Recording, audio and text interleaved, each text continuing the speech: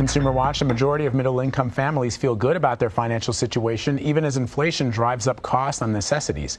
According to a new survey by Primerica, 65% say they feel positive about where they are, but the same amount of people also said their income is falling behind the cost of living.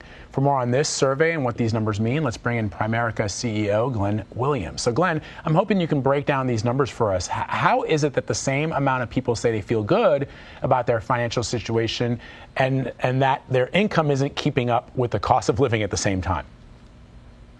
It was one of the interesting results of the survey this go around. We've done the survey 4 times during the pandemic, trying to keep our finger on the pulse of the middle income's attitudes toward their finances. And we've been amazed each time at how optimistic middle income families have been financially, particularly during some very difficult times.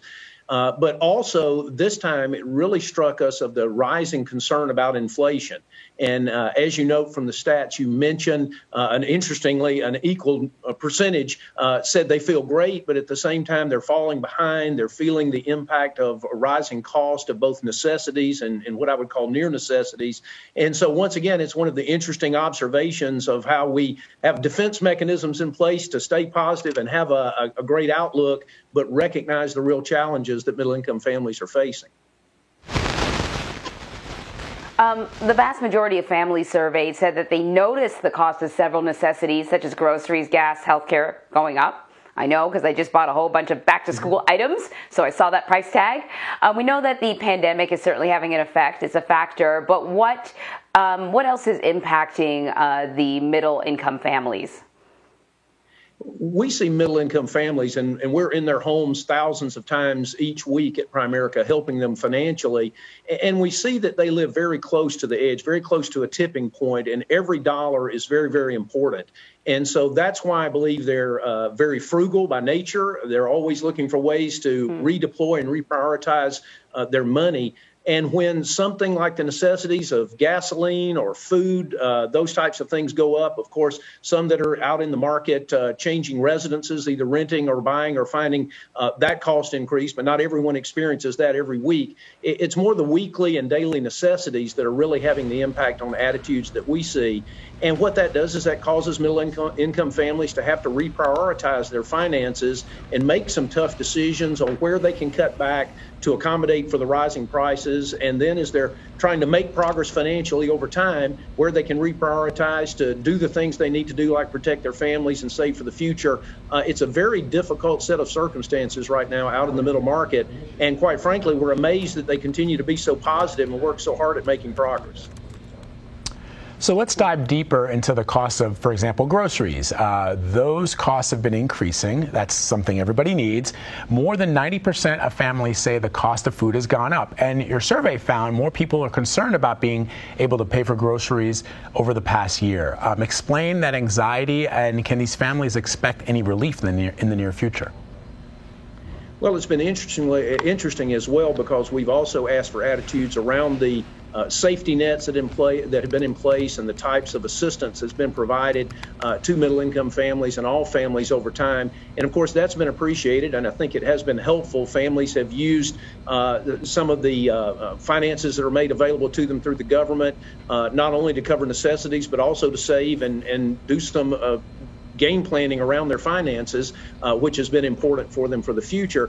But now I think we're seeing the safety nets are coming to an end to a certain extent, and at the same time they're seeing these prices rising significantly in a lot of cases in the things that they have to buy each and every day. And it's a new conundrum. Our survey results show that people were becoming more optimistic as they felt like perhaps the pandemic was easing and life was going to return to normal. And it appears to us, based on these findings, that the inflation challenge kind of came out of the blue at them. They weren't expecting it. They were hoping that, what tomorrow looks like would be a lot like what pre-pandemic times looked like. And now they've got a new challenge out in front. And so it's creating quite an emotional reaction, is what we saw in the survey, and the need for help, the need for advice and guidance on how to reprioritize and be able to do all the things that they need to do in their families with a limited amount of finances. And you also asked people whether or not they're saving enough to retire comfortably. And the number of people who said yes to that has been steadily going down over the past year. Why is that? Well, during the pandemic, we were actually surprised that people were able to continue their focus and continue planning for retirement and for the long term with so much short-term need that emerged financially during the last 18 or 20 months. But now we're seeing that they're not able to keep up with all of the different things that they need to do. And you're exactly right. We saw one of the greatest changes from survey to survey, as we've surveyed regularly during the pandemic, is that people are now moving their retirement savings down the priority list. And that is likely to be able to afford the necessities that are required each day. And so that is part of that prioritization process. And it's very unfortunate because, as we all know, time is important in saving for retirement. The earlier you can start, the more successful you're going to be. And so middle-income families having to reduce or delay their retirement savings ultimately is just kind of kicking the can down the road and creating a challenge that they'll have to deal with in the future. And so that's one of the things that, as we sit with families, trying to remind them of the importance, where possible, of continuing saving, even if it's just a small amount systematically.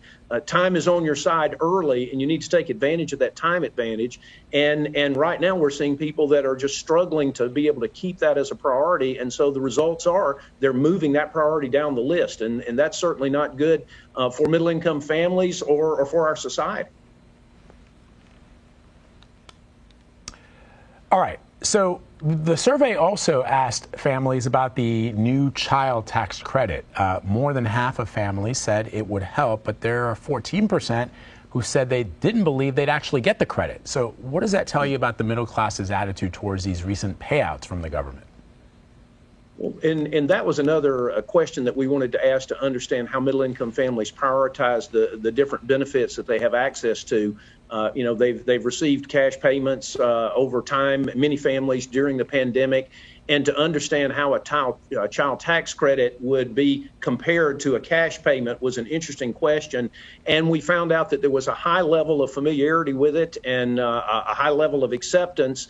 But at the same time, there was a group that don't believe that either qualify for it or for some reason wouldn't receive it. So there's a little bit of confusion about how it helps, but generally a fairly optimistic and positive response to it. And in some cases, even more positive than to the previous payments that were made directly.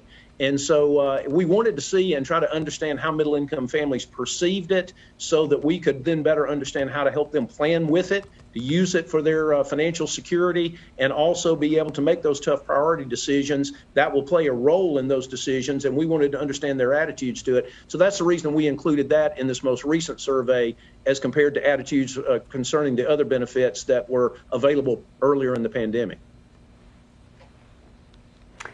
Glenn Williams, really interesting snapshot of how middle-income families are feeling. Appreciate it. Thank you. Glad to be with you. Thank you.